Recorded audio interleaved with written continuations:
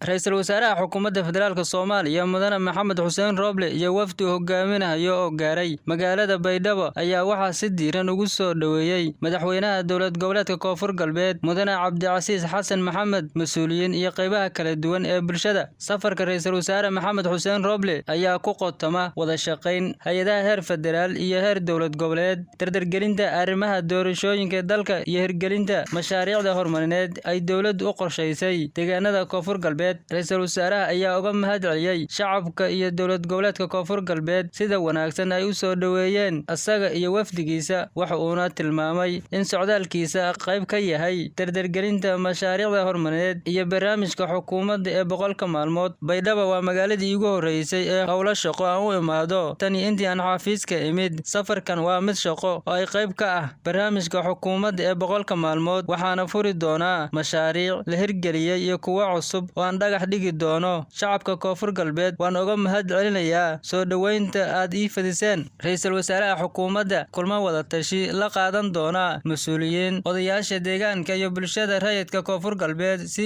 sidoo uga dhageysto warbixin ku saabsan nolosha deegaanada, caqabadaha jira iyo talooyinkooda ku aadan horumarinta dalka. Madaxweynaha maamulka Koonfur Galbeed Mudane Cabdicasiis Xasan Maxamed Laftagareen ayaa uga mahadceliyay Ra'iisul Wasaaraha iyo wafdiga uu hogaaminayo boqoshadii ay ku yimaadeen, wuxuuna tilmaamay in ay yeelan doonaan wada tashi waxtar u leh dalka iyo dadka Soomaaliyeed.